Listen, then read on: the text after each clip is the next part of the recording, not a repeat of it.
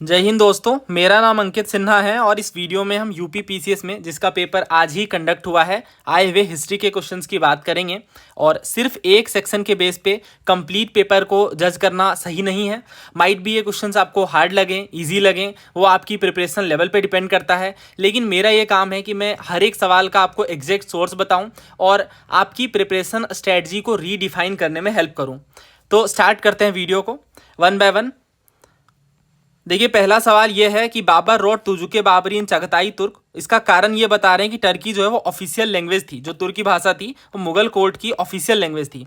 तो ये कोई नई बात नहीं है। सिविल सर्विसेज 1993 में ये सवाल पूछा गया था। ये जो स्क्रीनशॉट मैंने लगाया है वो या तो बैच की होगी या तो यूट्यूब वीडियो की, तो वो मैं आपको बताता चलूँगा, जिससे आपको आइडिया लगेगा कि एनसीईआरटी पढ़नी है या कौन सी बुक ज़्यादा फॉलो करनी है। तो ये वाली जो फाइल है माई फाइल 27 के नाम से, ये हमारी बैच की वीडियो है। और जब हम डिस्कस कर रहे थे मुगल वाले टॉपिक को, उस टाइम पे ये सवाल हमने डिस्कस किया था। नॉर्मल सा सवाल है सिविल सर्विसेज का, अगर आप पीवाईक्यू करके जाते हैं तो डेफिनेटली ये सेम क्वेश्चन इन्होंने पूछा था। Babur wrote his memoirs in Turkey, दूसरा कि तुर्की जो है वो ऑफिशियल लैंग्वेज थी मुगल कोर्ट की। I guess complete same question है। तो इस हिसाब से यहाँ पे जो आंसर था वो सी था, क्योंकि आर गलत है, तुर्की नहीं थी ऑफिशियल लैंग्वेज। सभी जानते हैं इस बात को कि जो तुजुके बाबरी है वो चागताई तुर्क में लिखी गई थी। चागताई बेसिकली ट्राइब का नाम है, जिस ट्राइब से बाबर अपना संबंध रखता था। बट जो लैंग्वेज थी जो दरबार में बोली जाती थी वो थी फारसी। पर्शियन लैंग्वेज जो है ये कोर्ट लैंग्वेज थी मुगल्स की। और आप ये भी आपने पढ़ा होगा कि जब हॉकिंस आते हैं उस टाइम पे और जब पर्शियन लैंग्वेज में वो कम्युनिकेट करते हैं तो इससे जो राजा हैं, जो मुगल एम्पायर है, वो काफ़ी खुश होते हैं, है ना। तो लैंग्वेज की कमांड हेल्प करती है उनकी। तो यहाँ पे आंसर क्या होगा? पहला सही है, आर गलत है। So answer is I guess option C, A is true but R is false. Next question देखिए, 1911 में कौन से इवेंट हुए ये आपको बताना है। बेहद आसान सवाल है, ये भी बहुत बार पीवाईक्यू में पूछा गया। कोई सा भी सोर्स आप पढ़ेंगे ये इवेंट जरूर आपको देखने को मिलेंगे। पार्टीशन ऑफ बंगाल 1905 में होता है, 1911 में रद्द हो जाता है ना। करजन के टाइम पे होता है और ये 1911 में जाकर रद्द हो जाता है। बेसिकली जो पार्टीशन है 1905 में, ये करजन के द्वारा देखने को मिलता है। और 6 सालों के बाद 1911 में हम देखते हैं कि ये जो पार्टीशन है इसे रिवोक कर दिया गया है, क्योंकि वाइड स्प्रेड प्रोटेस्ट देखने को मिल रहे हैं ड्यू टू द स्वदेशी एंड अदर मूवमेंट्स। दूसरा कह रहे हैं ट्रांसफर ऑफ कैपिटल। देखो, दिल्ली दरबार लगता है 1911 में, जब जॉर्ज 5 आते हैं और उसी के द्वारा ये अनाउंस किया जाता है कि अब कैपिटल को शिफ्ट कर दिया जाएगा। तो ये दोनों बातें तो 1911 में होती हैं। ये जो लखनऊ पैक्ट की बात कर रहे हैं, जो कांग्रेस और मुस्लिम लीग के बीच होती है, ये वाली बात आप देखो बहुत सारे पेपर्स में पूछा गया है, गुजरात पीसीएस में भी पूछा गया है कि जो लखनऊ पैक्ट है 1916 का, ये किनके बीच की स्कीम है। तो ये आप जानते ही हो, बट यहाँ पे जो ईयर है वो 1916 है, ना कि 1911। तो इस हिसाब से तीसरा जो है वो हटा देंगे हम, और बाकी पहला और दूसरा सही है। So answer should be option A, जो पहला और दूसरा इवेंट है वो 1911 में हुआ। ओके, नेक्स्ट क्वेश्चन देखिए, ये भी सवाल काफ़ी फैक्चुअल है और डेट याद रख पाना बहुत ही क्लोज वाले डिफिकल्ट होता है, बट देखते हैं कि किस हद तक ये सॉल्व हो पाता है। क्रोनोलॉजिकल ऑर्डर में आपको लगाना है Poona pact, end of civil disobedience, Gandhi Irwin और सेकेंड राउंड टेबल। देखो, 2019 में पेपर हुआ था यूपीपीसीएस का, उस टाइम भी सिमिलर सा सवाल था, क्रोनोलॉजिकल ऑर्डर में ही पूछा गया था। और अगर आप ध्यान से ऑब्जर्व करो, देखो पूना पैक्ट भी है, गांधी इरविन एग्रीमेंट भी है, क्रिप्स मिशन नहीं है और सिविल डिसोबीडियंस मूवमेंट भी है, बट यहाँ पे इन्होंने एंड डाल रखा है, ठीक है। तो ये बहुत ही खास बना देता है इस स्टेटमेंट को। तो पहले इसे सॉल्व करते हैं। अगर पूना पैक्ट की बात करें तो पूना पैक्ट होता है 1932 में, है ना। गांधी इरविन पैक्ट 1931 में, क्रिप्स मिशन होता है 1942 में, और सिविल डिसोबीडियंस मूवमेंट 1930 में देखने को मिलता है। और इन्होंने सिविल डिसोबीडियंस मूवमेंट लिखा है, एंड की तो बात लिखी नहीं है, तो हम स्टार्टिंग को ही मान के चलेंगे। तो 30, 31, 32 और 42। तो फोर्थ पहले आएगा, फिर सेकेंड, फिर फर्स्ट और इसके बाद थर्ड। तो फोर्थ पहले आएगा, देन सेकेंड, फिर फर्स्ट, फिर थर्ड। तो आई गेस आंसर इसका ऑप्शन सी बिल्कुल करेक्ट है। अब ये देखिए, आप इसे सॉल्व करते हैं। तो पूना पैक्ट सबको पता है 1932। End of civil disobedience movement, मान लो ये डाउटफुल भी है तो अभी के लिए इसे स्किप करते हैं। गांधी इरविन पैक्ट सबको पता है 1931, बहुत बार पीवाईक्यू में आ रखा है, एनसीईआरटी में हर जगह पे मेंशन है। सेकेंड राउंड टेबल कॉन्फ्रेंस, देखो 30 में पहला होता है, 31 में दूसरा और 32 में तीसरा राउंड टेबल कॉन्फ्रेंस होता है। हमसे सेकेंड पूछा है तो ये भी 1931 होगा। अब सवाल ये है कि हम इसे कैसे अरेंज कर सकते हैं। देखिए, ये बात तो तय है कि इन दोनों में से कोई पहला आना है, क्योंकि जो सिविल डिसोबीडियंस मूवमेंट है वो तो 1930 में स्टार्ट होता है। और अगर ये ना पता हो हमें तो कितने स्टेटमेंट्स यहाँ पे सॉल्व हो पाते हैं। तो अगर आप इन दोनों में चेक करो तो 3 तो पहले आना है, इतना तो तय हो चुका है। तो अगर 3 क्योंकि ये मार्च में होता है ना, हाँ मैं यहाँ पे बताना भूल गया, पहले भी हमने ये डिस्कस करा, ये तो आप जानते ही होंगे, 5 मार्च 1931 को होता है।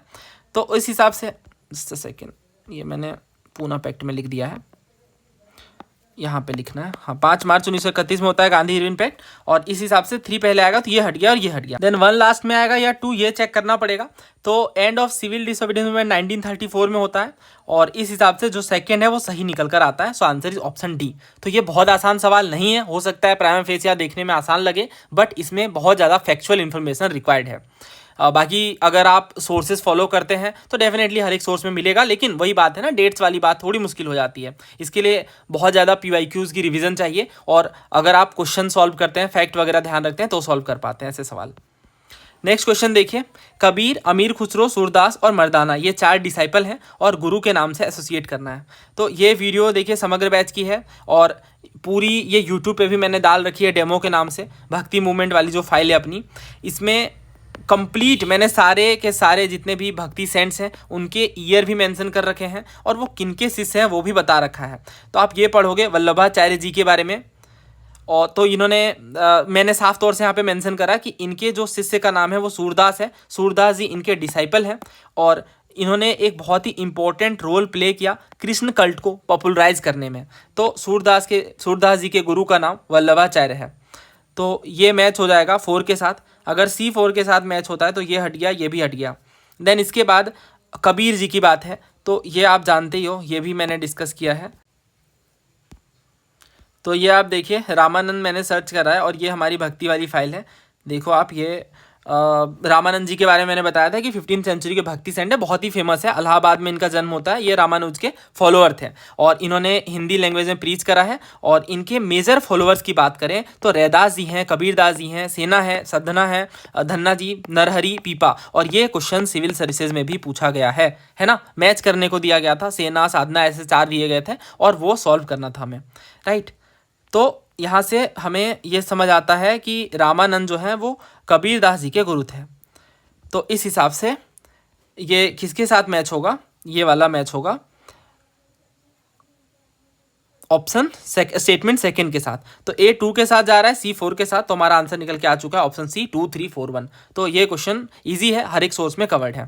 देन बाकी के आप देख लीजिए, अमीर खुसरो निजामुद्दीन औलिया के डिसाइपल है, शिष्य है। देन इसके बाद जो मर्दाना है वो गुरु नानक देव जी के। नेक्स्ट ये क्वेश्चन देखिए, कुछ रिवोल्ट्स के नाम दिए गए हैं और क्रोनोलॉजिकल ऑर्डर में अरेंज करना है। पाबना, इंडिगो, हुक्का, सन्यासी। और इसमें इसी तरह का सवाल 2021 में ही पूछा गया था। पाबना, एका, संथाल, टाना भगत, ये 4 मूवमेंट के नाम थे। तो थोड़ा सा इसे ब्रीफ में डिस्कस करते हैं। देखिए, अगर पाबना पीजेंट अपराइजिंग की बात करें तो ये 1873 से 75 के बीच देखने को मिला, और ये एक रेजिस्टेंस मूवमेंट था by the peasants against the जमींदार। बंगाल के जमींदार के खिलाफ ये किसानों के द्वारा चलाया गया मूवमेंट था, और इसमें मेन सपोर्टर थे ईशान चंद्र रॉय। एका मूवमेंट की बात करें तो एका मूवमेंट 1921 में अवध वाले रीजन में स्टार्ट होता है, 21-22 के आसपास। और जो मेन रीजन था वो यही था, ज़्यादा रेंट लिए जा रहे थे, बहुत ज़्यादा था। देन संथाल लेवलिंग, ये तो बहुत ज़्यादा फेमस है। देखो 1857 के रिवोल्ट से पहले भी बहुत सारे वायलेंट रिवोल्ट्स देखने को मिले, जिनमें से एक था संथाल जो कि 1855 में होता है। तो C1 के साथ जाएगा। और अभी जो हमारे पास लेफ्ट है वो कौन सा बच गया है, टाना भगत। तो जो टाना भगत मूवमेंट है 1914 से 1919 के बीच देखने को मिलता है। ये एक ट्राइबल अपराइजिंग था of a section of Tana Bhagat and Oraon under the leadership of Jatra Oraon, और ये झारखंड वाले यानी छोटा नागपुर वाले रीजन में खास तौर से देखने को मिलता है। बेसिकली बात यही थी कि टाना भगत ने टैक्सेस जो बहुत ज़्यादा लगाए गए थे ब्रिटिशर्स के द्वारा उससे अपोज करा, और एक तरह का सत्याग्रह जो चलाया गया था गांधी जी के द्वारा उसे भी आगे ले जाने की कोशिश की गई। तो सबसे पहले 2 आएगा, देन 3, इसके बाद 1 है, फिर 4 है। तो 2 3 1 4 ऑप्शन बी में है, तो ऑप्शन बी यहाँ पे करेक्ट है। अगर इस सवाल की बात करें तो देखिए ये चारों रिवोल्ट्स हमने पढ़े हैं, जो समग्र बैच है उसके अंदर मैंने आपको सारे रिवोल्ट्स वगैरह रिवाइज करवाए थे। हाँ ये देखिए अपराइजिंग के नाम से ये फाइल थी। और इसमें बहुत सारे सवाल हमने डिस्कस किए थे। ये सारा पूरा मैंने टेबल के साथ पहले कवर करा था, Santhal rebellion and all other. Then इसके बाद बहुत सारे PYQs थे। देखो उलगुलान के बारे में पूछा था इन्होंने, सिविल सर्विस में भी इनफैक्ट ये तो पूछा गया है। देन इसके बाद सारे जो मूवमेंट्स हैं, मुंडा रिवोल्ट के कौन लीडर थे, इसके उलगुलान मूवमेंट वगैरह पूछा गया। देन इसके बाद ये देखो बक्सा, कोल, मुंडा, तो ऐसे जो रिवोल्ट्स हैं वो भी लोकल लेवल वाले, वो भी पूछे ही जाते हैं पेपर्स में। तो CDS वगैरह के PYQ आप करोगे तो देखोगे कि पाबना के बारे में बहुत बार पूछा गया है, 1873 में ये हुआ है ना। देन और भी बार ये रिपीट हुआ है, सिविल सर्विसेज वगैरह में भी देखने को मिला है। तो चलते हैं दोबारा उस क्वेश्चन की ओर, और इसमें जो चारों दिए गए हैं वो सॉल्व करते हैं। क्रोनोलॉजिकल ऑर्डर में हमें लगाना है। इसमें ईयर के बारे में कुछ भी मेंशन नहीं है, ऐसा भी नहीं दिया है इन्होंने कि आपको ईयर दे दिया गया है और मैच करना है। आपको कंप्लीटली आइडिया होगा चारों के बारे में तो ही ये क्वेश्चन सॉल्व हो पाएगा, अदरवाइज नहीं होगा। तो पहला देखते हैं पाबना। हमें पता है जो पाबना है वो 1873 और 76 के बीच था। देन इसके बाद इंडिगो की बात करें तो ये 1859 में होता है। बहुत ही फेमस है इंडिगो रिवोल्ट, बंगाल पीजेंट्स के द्वारा अगेंस्ट फोर्स इंडिगो कल्टीवेशन, यानी ज़बरदस्ती इंडिगो यानी नील की खेती करने को कहा जा रहा था, तो इसके खिलाफ ये रिवोल्ट देखने को मिलता है। और जब हम बात करते हैं 1857 के रिवोल्ट की, तो आप देखो ये इकलौता ऐसा रिवोल्ट नहीं था, इसके आसपास और भी काफ़ी सारे रिवोल्ट देखने को मिल रहे थे। देन कूका यानी जो नामधारी मूवमेंट है ये 1872 में, और पंजाब में जो रिलीजियस और पॉलिटिकल मूवमेंट के रूप में ये उभर के आता है। सन्यासी जो रिवोल्ट है ये सन्यासी रिवोल्ट काफ़ी पुराना है, इनफैक्ट ये 1763 में ही हो जाता है, 1763 में। और ये पीजेंट्स का ही बेसिकली अपराइजिंग होता है। तो सबसे पहले सन्यासी है, और अगर आपको ये भी आइडिया है कि सबसे पहले सन्यासी है, जो कि होना चाहिए क्योंकि बहुत बार ये रिपीट हुआ है, अभी मैं आपको दिखाऊंगा, सिविल सर्विसेज में पहले भी पूछा गया है, तो ये 2 हट जाते थे। बट इसके बाद भी आप देखो तो 1 तो लास्ट में दे रखा है इन्होंने, यानी जो 73 वाला ये सबसे बाद में आएगा। अगर सन्यासी के बाद कूका मूवमेंट होगा या फिर इंडिगो, इसके साथ हमें जाना पड़े तो सबसे पहले इंडिगो आएगा, देन कूका आएगा, तो 4 के बाद 3 है, फिर 2 है, फिर 1 है, तो ये सही ऑर्डर बनता है। So answer is option A. Next question देखिए, तो इसमें आपको क्रोनोलॉजिकल ऑर्डर में अगेन अरेंज करना है, तो बहुत ही ज़्यादा ऑब्सेशन है क्रोनोलॉजिकल ऑर्डर वाले क्वेश्चन से। पहला है फर्स्ट एंग्लो मैसूर वॉर, दूसरा सेकेंड एंग्लो फ्रेंच वॉर, तीसरा है फर्स्ट एंग्लो सिख वॉर, और चौथा फर्स्ट एंग्लो अफगान वॉर। यानी देखो यहाँ पे Sikh war, Afghan war, French war, Mysore war, चारों तरह के वॉर शामिल कर लिए गए एक ही सवाल में। तो क्या ये हमने डिस्कस किया है? थोड़ा इसे ब्रीफली देख लेते हैं एक बार ताकि रिविज़न हो जाए। तो एंग्लो मैसूर वॉर हमने मॉडर्न हिस्ट्री की 1 शॉट वीडियो में भी डिस्कस किया था सारे एंग्लो मैसूर वॉर के बारे में। जो पहला है वो 1667 और 69 के बीच, दूसरा 80-84, तीसरा 90 में और चौथा 99 में होता है। जो पहला वाला एंग्लो मैसूर वॉर है ये ट्रीटी ऑफ मद्रास के साथ कंक्लूड होता है, दूसरा ट्रीटी ऑफ मंगलोर के साथ, और तीसरा ट्रीटी ऑफ सेरिंगपट्टम के साथ, और चौथा आप जानते हो उस टाइम पे टीपू सुल्तान की डेथ हो जाती है 1799 में। और ये 4 एंग्लो मैसूर वॉर के क्रोनोलॉजी है। और इसके अलावा और भी बहुत बार क्वेश्चन पूछे गए इससे रिलेटेड, जैसे ये एंग्लो फ्रेंच राइवलरी के टाइम पे भी हमने डिस्कस किया था।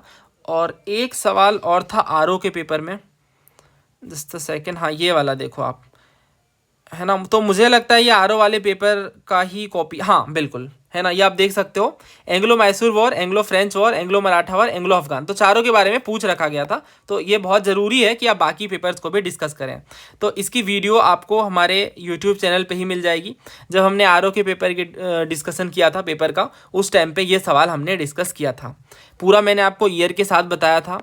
जो सेकेंड एंग्लो मैसूर वॉर है ये हैदर अली और ईस्ट इंडिया कंपनी के बीच होता है। हाँ, और ये मैंने स्क्रीनशॉट भी लगा रखी थी हमारे समग्र बैच के अंदर, क्योंकि ना टेबल बहुत शानदार है। देखो इसमें सारी चीज़ें हैं कि ईयर ऑफ एंड प्लेस क्या था, कौन कौन से लोग इन्वॉल्व थे, कौन सी बैटल हुई और कौन से ट्रीटीज़ हुए, कुछ इंपॉर्टेंट डिटेल्स, और इसका रिजल्ट क्या निकल के आया, है ना। तो इस हिसाब से अगर हम देखें, सेकेंड एंग्लो मैसूर वॉर 1780 में, सेकेंड एंग्लो फ्रेंच वॉर 1750 से 54 के बीच, सेकेंड एंग्लो मराठा वॉर 1803 में, और सेकेंड एंग्लो अफगान वॉर 1887 में। तो 2413 है। ओके, तो यहाँ पे फर्स्ट एंग्लो मैसूर वॉर की बात करें तो ये 1767 से 69 के बीच। Then second Anglo French war, ये तो कार्नेटिक वाला टाइम पीरियड है, तो ये 1748 में ही हो जाता है। एक्सला चैपल आपने सुना होगा। Then first Anglo Sikh war की बात करें तो ये होता है 1845 और फर्स्ट एंग्लो अफगान वार 1839 में। अब देखो मैं तो साल भर ऑलमोस्ट हिस्ट्री पढ़ाता हूँ, समग्र बैच में हिस्ट्री की अलग से बैच है, तो मेरे को ये चीज़ें याद रहती हैं। बट बीइंग अ एस्पायरेंट मैं स्ट्रगल समझ सकता हूँ कि कितना ज़्यादा डिफिकल्ट है सारे ईयर्स को याद रख पाना, फिर इतने सारे वॉर्स हैं, फिर वॉर्स की अलग अलग क्रोनोलॉजी है, कुछ सवालों में तो डेट के बेस पे चीज़ें सॉल्व हो रही हैं, तो बहुत डिफिकल्ट हो जाता है इतने ज़्यादा फैक्ट्स को याद कर पाना। फिलहाल इसके आंसर की बात करें तो अब ये हमारे सामने है, ये पहले आएगा यानी सेकेंड, फिर फर्स्ट, देन इसके बाद फोर्थ आना चाहिए, फिर थर्ड आएगा। तो ऑप्शन ए करेक्ट आंसर है। देखो बैच से सारी चीज़ें हैं, एनसीईआरटी बुक से भी बहुत सारे सवाल हैं, स्टैंडर्ड बुक से भी हैं, लेकिन क्वेश्चन यही उठता है कि जब फैक्ट्स बहुत ज़्यादा होते हैं तो रिकॉल करने में प्रॉब्लम आती है। फिलहाल आप ये क्वेश्चन देखिए, अलाउद्दीन खलजी के बारे में कुछ कॉन्क्वेस्ट दिए गए हैं, यानी उसमें जो बेसिकली युद्ध अभियान चलाए उसके बारे में, और क्रोनोलॉजिकल ऑर्डर में लगाना है, रणथंभौर, जैसलमेर, वारंगल और चित्तौड़। तो ये सवाल 2022 का है और चारों स्टेटमेंट सेम है, तो चेक कर लेते हैं। उस टाइम भी मैंने आपको ये पढ़ाया था कंप्लीट, है ना, वही मैं रिवाइज करवा देता हूँ अगेन से चीज़ें, क्योंकि वहाँ पे मैंने सारे फैक्ट लिख रखे थे। अच्छा, ये दिल्ली सल्तनत की जो फाइल थी उस टाइम भी मैंने आपको करवाया था बैच के अंदर भी, तो यही फ़ायदा होता है। देखिए हमारे जो बैच है उसमें हमने स्टेट पीसीएस के पीवाईक्यूज़ को भी थॉरोली कवर करा, और उसका फ़ायदा हमेशा दिखता है ना, सिविल सर्विसेज में भी, NDA, CDS, CAPF, state PCS हर जगह पे वो रिपीट करते ही हैं। तो ये बैच वाली ही फाइल है। इसका आंसर सी था, उस टाइम पे मैंने पूरा एक्सप्लेन कर रखा था। इसके अलावा एक वीडियो स्पेसिफिकली मैंने मैप्स के ऊपर डाली थी, है ना, वो वीडियो किधर है, वो ये रही, एंशिएंट मैपिंग के नाम से, और सारे मैप्स हमने कवर किए थे। तो उसमें से एनसीईआरटी में ये एक मैप दे रखा है इन्होंने कि अलाउद्दीन खलजी के क्या क्या कैंपेन रहे साउथ इंडिया को लेके। तो इसमें से जो कैंपेन्स थे, और जो गुजरात का पहला था, देन रणथंभौर, फिर चित्तौड़, वारंगल, ईयर के साथ इन्होंने मेंशन कर रखा है। जैसे अगर पहले कैंपेन की बात करें तो पहला ही कैंपेन 1299 में गुजरात में होता है। देन इसके बाद दूसरा कैंपेन रणथंभौर में जो कि 1301 में होता है, फिर 1303 में चित्तौड़ में कैंपेन होता है, 1305 में अगर हम देखें तो ये मांडू में होता है, और इस तरह से चीज़ें आगे बढ़ती हैं। इनफैक्ट आप देखो तो अलाउद्दीन खिलजी यहाँ तक, यानी साउथ इंडिया में जब पांडे किंगडम का जहाँ पे रीजन था, खासतौर से तंजावुर वाले आसपास वाले एरिया में, वहाँ तक, और जो देवगिरी का रीजन है ये वाला देवगिरी, यहाँ पे भी अटैक किया जाता है by Alauddin Khalji. Right, so answer is option C 2, 1, 4 and 3। तो 2, 1, 4, 3 है आंसर, तो इस हिसाब से ये भी सॉल्व हो जाता है।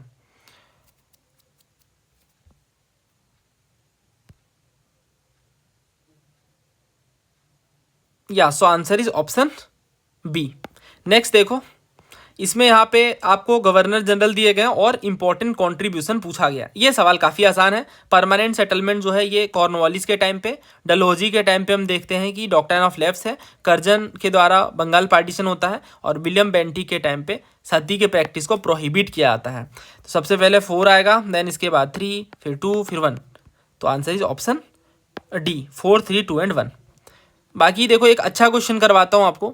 इन्होंने पूछा है कंबाइंड जियो साइंटिस्ट के पेपर में कि जो सती की प्रैक्टिस है इसे गैर कानूनी किया गया 1829 में, कौन सा रेगुलेशन था ये? तो ये रेगुलेशन 17 था। बहुत सारे बुक में मेंशन्ड है, माइट भी ये रिपीट हो सकता है। देन ये देखिए, Cripps mission, cabinet mission, Shimla conference और वेवेल प्लान, ये 4 दिए गए हैं और इसके बेस पे आंसर करना है। तो इसमें सबसे पहले इससे रिलेटेड सवाल हम देखते हैं, जम्मू कश्मीर पीसीएस में पूछा गया था और ये इसी साल का है। वेवेल प्लान है, राजगोपालाचारी फार्मूला है, अगस्त ऑफर है और कैबिनेट मिशन है। सबसे पहले आता है अगस्त ऑफर। अगस्त ऑफर, नाम में ही अगस्त है, तो ये कब आता है? अगस्त 1940 में। और इसके बाद हम देखते हैं कि मतलब इसी के साथ देखते हैं कि लिनलिथगो के टाइम पे आता है। तो कई बार ये पूछ लेते हैं कि कौन सा गवर्नर जनरल होता है, तो लिनलिथगो होता है in response to world war second. और यहाँ पे यही प्रॉमिस की जाती है कि एग्जीक्यूटिव काउंसिल को एक्सपेंड किया जाएगा, एक कॉन्स्टिट्यूएंट बॉडी होगी जो संविधान सभा पे विचार करेगी। बट ये कांग्रेस के द्वारा रिजेक्ट कर दिया जाता है, जिसके कारण इंडिविजुअल सत्याग्रह चलाया जाता है। देन इसके बाद राजगोपालाचारी फार्मूला आता है जो 1944 में होता है। ये एक तरह का सीक्रेट कांग्रेस लीग अंडरस्टैंडिंग है जो राजगोपालाचारी जी प्रस्तुत करते हैं। कांग्रेस और मुस्लिम लीग के बीच जो ब्रिजेज हैं, जो दूरियां हैं, उस चीज़ को ख़त्म करने के लिए ये राजगोपालाचारी फार्मूला लाया जाता है। इसमें बहुत सारी चीज़ें प्रपोज की जाती हैं। जैसे ये कहा जाता है कि पाकिस्तान को कंसिडर किया जा सकता है आफ्टर द वॉर, और भी बहुत सारे मुस्लिम मेजोरिटी एरिया में प्लेबिसाइड करवा दिया जाएगा, कॉमन एडमिनिस्ट्रेटिव सिस्टम होगा ड्यूरिंग वॉर, बहुत सारे प्रपोजल रखे जाते हैं, बट जिन्ना इसे रिजेक्ट कर देते हैं। तो इसके बाद क्योंकि वो इमीडिएट एश्योरेंस चाहते हैं ना मुस्लिम लीग खासतौर से। देन इसके बाद वेवेल प्लान आता है, थोड़ा मैं क्विकली पढ़ा रहा हूँ, और यूट्यूब वीडियोस में यूजुअली जहाँ पे हम कोर्सेज डिस्कस करते हैं वहाँ पे स्लो रखते हैं चीज़ें, बट यहाँ पे बहुत सारी टॉपिक्स हमें कवर करना है। वेवेल प्लान की बात करें तो ये 1945 में आता है बाय वेवेल, और ये शिमला कॉन्फ्रेंस की बात करते हैं, और ये भी फेल हो जाता है due to Jinnah demanding exclusive right to nominate all Muslim members. Then cabinet mission है, कैबिनेट मिशन आता है 1946 में, पैथिक लॉरेंस, क्रिप्स और एलेक्जेंडर, ये 3 लोग होते हैं, और फेडरल स्ट्रक्चर की बात की जाती है, कॉन्स्टिट्यूएंट असेंबली के फॉर्मेशन की बात की जाती है, और ये एक्सेप्ट किया जाता है फाइनली। मतलब लीग इनिशियली तो इसे एक्सेप्ट करती है, बट बाद में जाकर रिजेक्ट कर देती है, और उसके बाद डायरेक्ट एक्शन डे चला देती है। आप कमेंट करके बताइएगा डायरेक्ट एक्शन डे किस डेट में चलाया जाता है। तो ये देख लेते हैं, वेवेल प्लान मैंने आपको बता ही दिया 1945, राजगोपालाचारी फार्मूला 1944, अगस्त ऑफर जो है 1940 में, और कैबिनेट मिशन प्लान 1946। सही है ना। तो 3 आएगा, फिर 2, फिर 1 और फिर 4, तो 3, 2, 1, 4, यानी ये डी जो है वो सही है। यहाँ ये देखते हैं, तो Cripps mission 1942, cabinet mission 1946, Shimla conference 45 में, और वेवेल प्लान भी 45 में। सबसे जो बाद में है वो कैबिनेट मिशन है, यानी ये भी हट गया, ये भी हट गया, क्योंकि इन दोनों में ही लास्ट में 2 है। और इसके बाद अगर देखें तो जो शुरुआत है वो क्रिप्स मिशन से देखने को मिल रही है। So answer is option A 1, 4, 3 and 2। Next question देखिए, कालिदास के द्वारा कौन सी बुक नहीं लिखी गई है। तो नोट को कैपिटल लेटर में दिया गया, तो इसमें गलतियां नहीं करनी है। मेघदूत, रघुवंशम, श्रृंगार शतक। तो ये देखो आप, ये तो हमारी फाइल है बुक्स एंड ऑथर्स की। अब आपको मैं बता दूं दोस्तों, जो बहुत सारे स्टूडेंट्स पूछते रहते हैं, वैसे मैं यूजुअली इन चीज़ों को कम ही डिस्कस करता हूं वीडियोस में, क्योंकि यहाँ पे सोलली स्टडी ही डिस्कस करते हैं, बट जस्ट 1 मिनट लगेगा। देखिए, जो हिस्ट्री के टॉपिक्स हैं ना, वो हमने बैच में कैसे डिवाइड करें हैं, तो थीम के बेस पे डिवाइड करें हैं। जैसे अगर कोई टॉपिक है, वो उसका कोई स्पेसिफिक चैप्टर नहीं है किसी स्टैंडर्ड बुक में, मगर वो बहुत बार PYQ में रिपीट हुआ है, तो हम उसका एक चैप्टर बना देते हैं। फॉर एग्जाम्पल कॉइन्स, तो कॉइन्स जैसे एक थीम है अपने आप में, कॉइन्स से अक्सर सवाल आते हैं कि गुप्त पीरियड में कौन से कॉइन्स थे, या मौर्यस के टाइम पे, तो उन सबको कंपाइल करके पहले उनके टॉपिक डिस्कस करते हैं, देन सारे PYQs डिस्कस करते हैं। ठीक है, तो उसी क्रम पे बुक्स एंड ऑथर्स नाम की एक फाइल मैंने आपको प्रोवाइड की थी एंशिएंट लिटरेचर की, और उस टाइम पे देखो ये एक सवाल था कि एंशिएंट इंडियन मेडिकल ट्रेटाइज में, जो कि हॉर्सेस के लिए है, अश्वशास्त्र के नाम से, ये किस पर्सन को एट्रीब्यूटेड है। तो इसका डिस्कशन हमने किया था, बट एक्स्ट्रा चीज़ें भी मैं आपको बताता हूँ। उस टाइम पे मैंने आपको बताया था कि जो भर्तृहरि हैं, जो 7th सेंचुरी के हैं, इनको शतक का क्रेडिट दिया जाता है। इन्होंने श्रृंगार शतक लिखा है, नीति शतक लिखा है, वैराग्य शतक लिखा है। भवभूति की भी बात करी थी हमने कि ये कन्नौज के राजा यशोवर्मन से अपना संबंध रखते हैं। इन्होंने महावीर चरित लिखा है। मालती माधव, बहुत फेमस बुक है, मालती माधव भवभूति ने लिखा है, याद रखिएगा। और उत्तर रामचरितम, ये भी भवभूति के द्वारा लिखा गया है। तो अब तो आप समझ गए कि ये भर्तृहरि की बुक है, ना कि कालिदास की। या तो इसमें से जो ये कह रहे हैं मेघदूतम और रघुवंशम, ये तो आप जानते हो कालिदास जी की है, बट जो श्रृंगार शतक है ये कालिदास की नहीं है। हमसे गलत वाला पूछा है, कौन सा नहीं है ये पूछा गया है, तो आंसर इसका ऑप्शन बी होगा, ओनली 3, कोई कन्फ्यूजन की बात नहीं है। बाकी थोड़ा सा और रिवाइज कर लेते हैं हम कालिदास जी के बुक्स के बारे में, क्योंकि बहुत पूछा जाता है, तो ये काफ़ी हेल्प करेगा हमारी अपकमिंग एग्जाम्स में। ये मैंने पूरा टेबल बना करके आपको बताया था कौन से ग्रामर वाले हैं, लॉ टेक्स्ट कौन से हैं, और ये लिटरेचर ड्यूरिंग गुप्ता पीरियड। हाँ, इस टाइम पे आप देखो तो गुप्त पीरियड के जो लिटरेचर है वो सेक्युलर है। ठीक है, इनमें धार्मिक एलिमेंट कम देखने को मिलता है। जैसे कालिदास के बारे में अगर हम देखें तो ये चंद्रगुप्त विक्रमादित्य के दरबार में थे, पहले तो यही पूछ लेते हैं आपसे। देन इसके बाद अगर हम आगे पढ़ें तो इन्हें शेक्सपियर ऑफ द ईस्ट कहते हैं। इनके वर्क्स कौन कौन से हैं? अभिज्ञान शाकुंतलम है, जो कि राजा दुष्यंत और शकुंतला की लव स्टोरी से डील करती है, जिनके सन भरत जो कि एक फेमस रूलर बनते हैं। देन मालविकाग्निमित्र है, ये पूछा गया है सिविल सर्विसेज में। ये जो नाम है ना अग्निमित्रम, अग्निमित्र पुष्यमित्र शुंग के बेटे हैं, जो कि शुंग वंश के राजा हैं, और ये विदिशा से अपना संबंध रखते हैं। देन इसके बाद रघुवंश है, और रघुवंश भी काफ़ी फेमस बुक है, जो भगवान राम जी के कॉन्क्वेस्ट वगैरह से डील करती है। देन कुमार संभव है, मेघदूतम है, और ऋतु संहार है। ये सारे सेक्युलर लिटरेचर कालिदास जी के द्वारा लिखे गए हैं। अभिज्ञान शाकुंतलम, मालविकाग्निमित्र, रघुवंशम, कुमार संभव, मेघदूतम और ऋतु संहार। देन सवाल यही सारे हैं जो प्रैक्टिस हम करते हैं, बहुत सारे क्वेश्चन हैं वैसे तो। बट अभी डिस्कशन करना इतना काफ़ी डिफ़िकल्ट है। फिलहाल इसके आंसर की हम बात करते हैं। तो अभी हमने पढ़ा कि हाँ पहला दूसरा है, तो वो तो आंसर में आएगा नहीं, तो उससे हम हटा देते हैं। हमारे पास बचता है ऑप्शन बी। नेक्स्ट देखिए, तो इसमें असर्शन है और रीज़न है। असर्शन में कह रहे हैं कि बुलंद दरवाज़ा कंस्ट्रक्ट किया गया फतेहपुर सीकरी में बाय अकबर, और इसका कारण ये कह रहे हैं कि जो जहांगीर हैं इनके बेटे, उनके बर्थ को मेमोरेट करने के लिए, यानी उनके एक तरीके से उस चीज़ को मेमोरेबल बनाने के लिए ये मॉन्यूमेंट बनाया जाता है। अब ये भी हमने डिस्कस किया है। देखिए माई फाइल 27 के नाम से ये एक फ़ाइल थी, और इसमें हमने कई सारी चीज़ें डिस्कस की थी। बेसिकली मुगल पीरियड वाली एक फ़ाइल है। एक सवाल था बहमनी किंगडम के बारे में, देन इसी में हम सर्च कर लेते हैं क्विकली उस पर्टिकुलर पेज में पहुंचने के लिए। हाँ ये देखो, तो ये सवाल था हाँ अकबर के बारे में बेसिकली हम पढ़ रहे थे। तो इनके पेरेंट्स कौन थे जानते हो आप, Humayun, and then Hamida Bano Begum, birth place वगैरह अमरकोट है, ध्यान रखिएगा। और इसके बाद बुक्स वगैरह अकबरनामा, आइन अकबरी, तबकात अकबरी, जो इसके टाइम पे लिखी गई वो बुक्स हैं। तो फतेहपुर सीकरी जो कि सिटी ऑफ विक्ट्री है, ये आगरा में बनाया जाता है, और ये एक पैलेस कम फोर्ट कॉम्प्लेक्स है।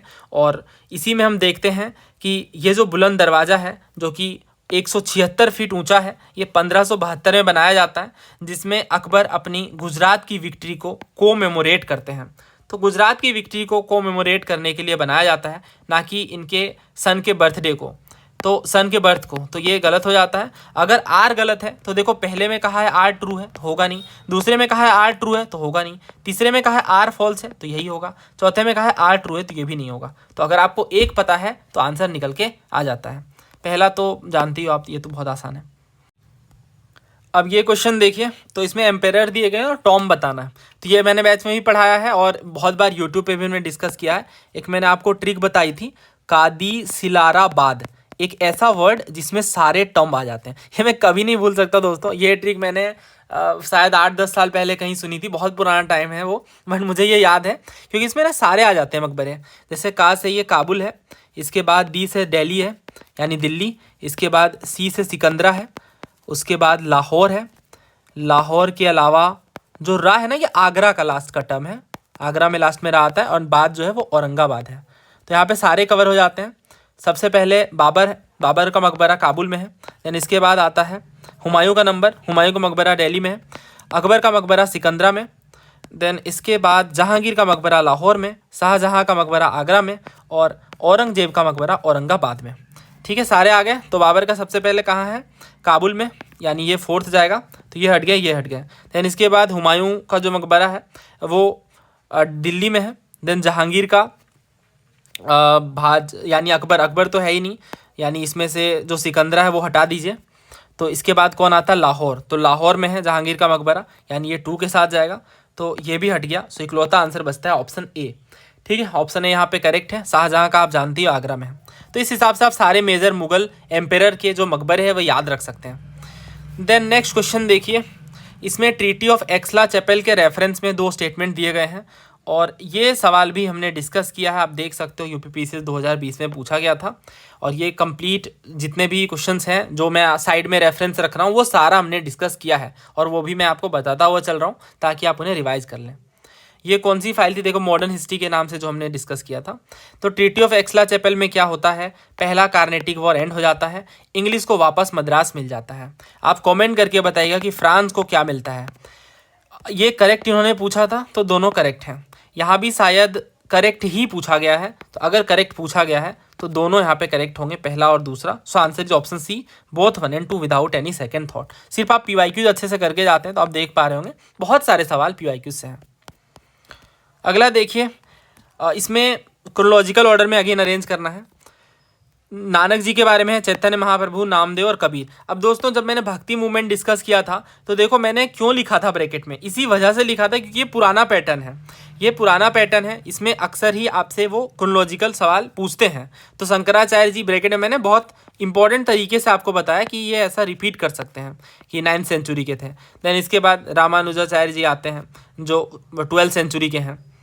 देन इसके बाद आप देखो तो माधवाचार्य जी हैं, निम्बरकाचार्य जी, वल्लभाचार्य जी, विद्यापति हैं। तो सारा कुछ हमने ईयर के साथ क्रोनोलॉजिकल तरीके से डिस्कस किया है। ज्ञानेश्वर 13th सेंचुरी के हैं, नामदेव 14th सेंचुरी के, संत एकनाथ 16th सेंचुरी के, तुकाराम जी 17th सेंचुरी के और रामदास भी 17th सेंचुरी के। दैन इसके बाद और भी काफ़ी सारे भक्ति सेंट्स हमने डिस्कस किए थे। तो इसमें जो नानक देव जी के बारे में, ये तो मुझे अच्छे से याद है। Guru Nanak Dev ji was born on 1469, क्योंकि ये बहुत बार पीवाईक्यू में रिपीट हुआ है। देन चैतन्य महाप्रभु जी, देखो यहाँ पे रफ आइडिया भी है तो भी आप सॉल्व कर सकते हो। 15-16 सेंचुरी में ये पॉपुलर थे, है ना। अगर टू बी प्रिसाइज बात करें तो he was born on 1486।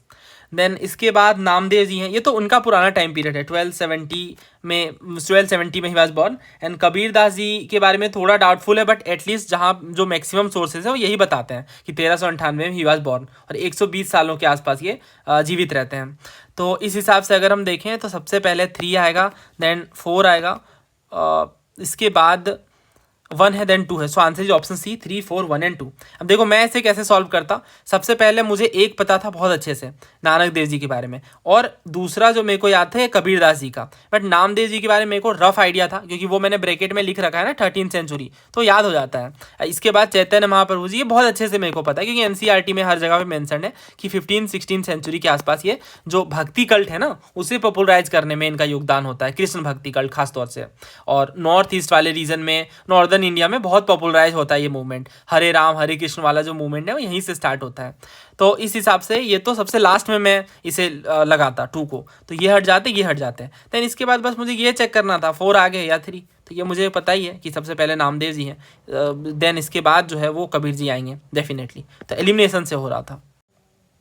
Next question देखिए, फिर से क्रोनोलॉजिकल सवाल आ गया। मेरे को लगता है हिस्ट्री में 50% से ज़्यादा क्रोनोलॉजिकल ऑर्डर वाले ही सवाल है। बैटल्स के आपको नाम दिए गए, आप बताना है कि कौन सा पहले हुआ और उसके बाद आगे बढ़ते जाना है। बैटल ऑफ कन्नौज है, दोरा है, सामूगढ़ है और चौसा है। देखो ये तो हर बुक में कवर्ड है, कन्नौज और चौसा वाला। तो बैटल ऑफ कन्नौज की अगर बात करें तो ये कन्नौज या बिलग्राम का युद्ध कहते हैं ना इसे, 1540 में, और चौसा वाला 39 में, 1 साल के गैप में हुआ था। सबसे पहले मुझे ये पता है 1 साल के गैप में कोई मेजर बैटल तो नहीं हुआ होगा, राइट। 39 और 40 के बीच कोई मेजर बैटल तो हुआ नहीं होगा, यानी 4 और 1 साथ में होंगे।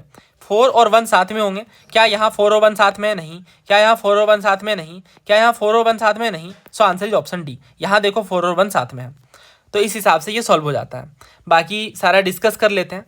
देखो बैटल ऑफ दोरहा के बारे में पूछ रखा था इन्होंने MPPCS वाले पेपर में कि 1532 में किसके बीच होता है, तो ये एक सवाल था। देन इसके बाद अगर ये हमें पता है कि ये 1532 में होता है, और सामूगढ़ ये कंप्लीट आप समग्र बैच वाली हिस्ट्री सेक्शन में जाओगे, वहाँ मैंने डिस्कस कर रखा है कि औरंगजेब के बाद, शाहजहाँ के बाद औरंगजेब के टाइम पे बैटल ऑफ सक्सेशन होता है, और किस तरह से जो 4 भाई हैं उनमें से 3 भाइयों को एलिमिनेट कर दिया जाता है एक एक करके, वह है औरंगजेब।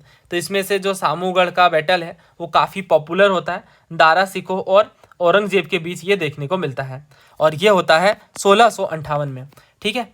और अगेन ये भी एक बहुत ही डिसाइसिव बैटल है, क्योंकि इसी बैटल में फाइनली जो थ्रोन है, जो स्ट्रगल फॉर द थ्रोन है, ये औरंगजेब के हाथों में आ जाती है। जो बड़े भाई औरंगजेब के, दारा सिकोह, उन्हें हार का सामना करना पड़ता है, राइट। तो इस हिसाब से अगर हम देखें तो सबसे पहले जो है वो 4 आएगा, नहीं सबसे पहले 2 आएगा, देन फिर 4 आएगा, फिर 1 और फिर 3। सो answer is option D. Next question देखिए, इंडस वैली सिविलाइजेशन के बारे में ये पूछ रहे हैं कि कौन सा जो साइट्स हैं वो उत्तर प्रदेश में है। मंडी, राखीगढ़ी और हुलास। देखो ये 2018 का UPPCS का PYQ है, इसमें इन्होंने पूछा था सेम सवाल। कालीबंगा है, लोथल है, आलमगीरपुर है, हुलास है। तो देखो कालीबंगा, लोथल, ये तो आप तुरंत ही एलिमिनेट कर दोगे 1 और 2 को, तो आंसर बचता है ऑप्शन डी। आलमगीरपुर और हुलास, ये जो 2 हैं वो उत्तर प्रदेश में हैं। तो इस हिसाब से हुलास भी जो है उत्तर प्रदेश में है। हमसे पूछा है कौन सा है, तो 3 जो है वो आंसर में हमारे आएगा, यानी ये हट गया, ये हट गया। देन हमें चेक करना है 1, मंडी। क्या मंडी यूपी में है, मतलब मंडी जो साइट है, तो देख लेते हैं। देखो UPPCS ने पूछा था 2021 में कि जो कौन सा साइट है, मतलब किस स्टेट में मंडी साइट है, तो ये यूपी में है। तो इस हिसाब से मंडी जो है वो हमारे आंसर में आएगा, तो आंसर सी निकल के आ गया। 2 PYQ अगर आपने सॉल्व करे तो आप इस क्वेश्चन को कर सकते हैं, ठीक है। बाकी देखो पहले भी पूछ रखा है इन्होंने। हाँ, ये क्वेश्चन मैं आपके लिए लेके आया हूँ, आप इसे कमेंट करके बताएंगे कि कौन सा जो हरप्पन साइट है वो किस लोकेशन में लोकेटेड है। हाँ, इसका आंसर भी बता दूं, ये बैटल ऑफ दोरहा जो है ये 1532 में होता है, अफगान और हुमायूं के बीच। हुमायूं की जीत होती है, अफगान को ही हराते हैं। So answer is option B.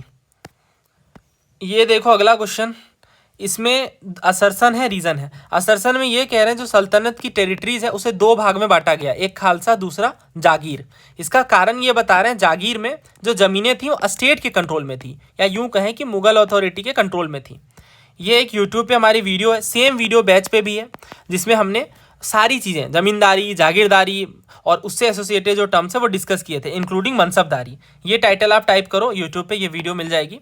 इसमें देखो मैंने हैंड रिटन नोट से पढ़ा रखा है, थोड़ी पुरानी वीडियो है, जनवरी 2023 से मैंने अपलोड करा था इसे। देखो मुगल पीरियड में खासतौर से अकबर के टाइम पे टेरिटरी दो तरह की होती हैं, एक होती है खालिसा, दूसरी होती है जागीर। खालिसा का मतलब क्राउन लैंड, जो डायरेक्टली मुगल एम्पेरर इसे मैनेज कर रहे हैं या ओन कर रहे हैं। तो खालिसा जो है वो स्टेट के द्वारा कंट्रोल्ड है, ना कि जागीर। तो रीज़न हो गया गलत। अगर आर गलत है, यहाँ देखो आर ट्रू कहा है, होगा नहीं। यहाँ पे देखो आर ट्रू कहा है, होगा नहीं। यहाँ आर फॉल्स कहा है, यही होगा। आर यहाँ पे ट्रू कह दिया, ये भी नहीं होगा। So answer is option C, यानी ए ट्रू है। जो टेरिटरी है वो दो भाग में बटी हुई है, खालसा और जागीर। ये बात सच है, यहाँ भी आप पढ़ सकते हो। जो टेरिटरी है मैंने ऐसे बिल्कुल टेबल फॉर्मेट में बना रखा है कि खालिसा और जागीर में ऐसे बटी हुई है। नेक्स्ट देखिए, 4 बुद्धिस्ट काउंसिल हैं और आपको जो प्लेसेस हैं उसके बेस पे अरेंज करना है। तो इसमें क्या ही बताना है अलग से, ये तो सभी जानते हैं। जो हमारी बुद्धिज़्म एंड जैनिज़्म वाली वीडियो थी जो यूट्यूब पे हमने डाल रखी है, उसमें मैंने आपको कहा था कि आने वाले सालों में जब भी सवाल आएगा बुद्धिज़्म और जैनिज़्म पे, तो उस वीडियो से आप सॉल्व कर लोगे मैक्सिमम सवाल। कहाँ है वो फाइल, मैं उसे रिवाइज़ करवा दूँ, क्योंकि बहुत सारे और भी फैक्ट्स उससे रिकॉल हो जाएंगे हमारे। हाँ ये रही। इसमें आप देखो जो ओरिजिन है, देन इसके बाद हमने डिस्कस किया था अर्ली बुद्धिस्ट लिटरेचर को, कितनी सारी चीज़ें हमने डिस्कस की थी, विनय पिटक, सुत्त पिटक, अभिधम पिटक। देन इसके बाद ये जो निकाय हैं, निकाय के बाद हमने बुद्धिस्ट काउंसिल देखे थे, है ना। तो फर्स्ट काउंसिल अजातशत्रु के टाइम पे, सेकंड काउंसिल कालाशोक के टाइम पे, थर्ड काउंसिल अशोक के टाइम पे, याद रखिएगा। और जो फोर्थ काउंसिल है ये कनिष्क के टाइम पे। राजगिरी, वैशाली, पाटलिपुत्र और कश्मीर। राजगिरी, वैशाली, पाटलिपुत्र और कश्मीर। तो इस हिसाब से इसे हम सॉल्व करते हैं। तो ये मैंने साइड में लगा दी है इसकी इमेज, इससे आप रिवाइज कर लोगे। तो सबसे पहले आता है नंबर राजगिरी का, देन वैशाली, ये पेन कहाँ गई, राजगिरी, वैशाली, देन इसके बाद है इसके बाद पाटलिपुत्र है थर्ड वाली जो अशोक ने लीड करा, देन इसके बाद कुंडलवन यानी कश्मीर। तो 2 1 4 3 किस में है, सी में है। नेक्स्ट क्वेश्चन देखिए, रूलर और डायनेस्टी पे है। तो एक वीडियो है इस पे जो मैंने आपको करवा रखी है, क्रैश कोर्स के नाम से वो वीडियो थी, उसमें मैंने सारे रूलर्स डिस्कस किए थे। और मैंने आपसे कहा था कि ये जो पैटर्न है ना रूलर और डायनेस्टी वाला, इस पे अगर सवाल बनेगा तो आप इजीली सॉल्व कर लेंगे। ये आप देख सकते हो, राष्ट्रकूटा एम्पायर के बारे में मैंने आपको पूरा पढ़ाया था। देन इसके बाद सारे रूलर्स का नाम हमने डिस्कस किया था, जिसमें कृष्ण फर्स्ट है, ध्रुवा है, गोविंद थर्ड है, अमोघवर्ष है ना। तो अमोघवर्ष राष्ट्रकूटा रूलर है। देन इसके बाद आप देखो तो एक और रूलर हैं, पल्लवा के टाइम पे हमने डिस्कस किया है। ऐसे क्वेश्चन तो आसान ही है बट फिर भी डिस्कस कर ही लेते हैं। हाँ तो ये आप देखो, अच्छा ये तो इसके टाइम पे, हाँ पल्लवा के टाइम पे भी हमने देखा था ये सारी चीज़ें, बट इसका कोई फ़ायदा नहीं क्योंकि ये कंप्लीट वीडियो आप रेफ़र कर लो, सारी चीज़ें क्लियर हो जाएंगी। तो देख लेते हैं इसे। राजराज फर्स्ट की बात करें तो ये चोल रूलर है, सबको पता है। तो डी जाएगा 3 के साथ, तो ये हट गया, ये हट गया। देन इसके बाद अगर महेंद्र वर्मन के बारे में पता है, ये पल्लव रूलर है, तो आंसर निकल के आ जाता है बी 2 4 1 3। जो कदुंगोन है ये पंड्या रूलर है, और जो अमोघवर्ष फर्स्ट है ये राष्ट्रकूटा रूलर है। अभी रिसेंटली बहुत सारे सवाल भी पूछे गए थे पल्लव रूलर्स के बारे में। मैं आपसे एक सवाल पूछता हूँ, बैटल ऑफ नर्मदा किनके बीच लड़ा गया था, ये आप कमेंट करके बताइएगा। दूसरा सवाल, वातापी कोंडा का टाइटल किन्होंने लिया था। ये 2 क्वेश्चन का आंसर मुझे कमेंट बॉक्स में आप दीजिए। तो ये लास्ट क्वेश्चन है हिस्ट्री सेक्शन का। इसमें भी क्रोनोलॉजिकल ऑर्डर में ही आपको बताना है, पेशवा के नाम दिए गए हैं और उनके रूल के अकॉर्डिंग अरेंज करना है। लास्ट ईयर भी सेम सवाल पूछा गया था, इसमें भी सेम पेशवा के नाम हैं और उन्हें आपको अरेंज करना है। रघुनाथ राव जी हैं, बालाजी बाजीराव हैं, नारायण राव हैं और बालाजी विश्वनाथ हैं। तो 1 बाय 1 डिस्कस करते हैं। देखिए बालाजी विश्वनाथ फर्स्ट पेशवा थे, याद रखिएगा, बहुत इंपॉर्टेंट है ये। Balaji Vishwanath was the first Peshwa who effectively control the Maratha empire in 18th century. इनका जो टाइम पीरियड है वो 1713 से 1720 के बीच का है। देन बालाजी विश्वनाथ के बाद आते हैं बालाजी बाजीराव, और इनका जो टाइम पीरियड है वो 1740 से 61 के बीच का है। और ये बाजीराव फर्स्ट के सन हैं और इन्हें नाना साहब के नाम से जाना जाता है। इनके टाइम पे मराठा एम्पायर बहुत ज़्यादा एक्सपैंड हो जाती है। देन नारायण राव आते हैं, ये पेशवा बनते हैं after the death of his brother Madhavrao first. इनका टेन्योर काफ़ी छोटा होता है, 1772 से 73 के बीच का। देन रघुनाथ राव आते हैं इसी टाइम पीरियड में, नेक्स्ट ईयर 73 74 के आसपास, और इन्हें रघोबा के नाम से जानते हैं। इनिशियली ये रीजेंट के ऐसा सर्व करते हैं, और इनके नेफ्यू यानी नारायण राव के एसेसिनेशन के बाद ये खुद को पेशवा डिक्लेयर कर देते हैं। बट इनके टाइम पे काफ़ी सारे कॉन्फ्लिक्ट्स भी देखने को मिलते हैं। तो अगर ये क्वेश्चन हम करके जाते हैं तो क्या ये सवाल सॉल्व हो पाता है, वो देखते हैं। बाजीराव फर्स्ट है, बालाजी बाजीराव है, बालाजी विश्वनाथ है। तो अभी तो हमने पढ़ा कि ये फर्स्ट पेशवा है, और ये पता भी होना चाहिए, जनरल फैक्ट है। तो ये 2 हट जाते हैं इसमें से, पहला और चौथा। देन 3 1 तो दोनों में आ रहा है, 4 और 2 में चेक करना है, यानी माधवराव फर्स्ट है या फिर बालाजी बाजीराव।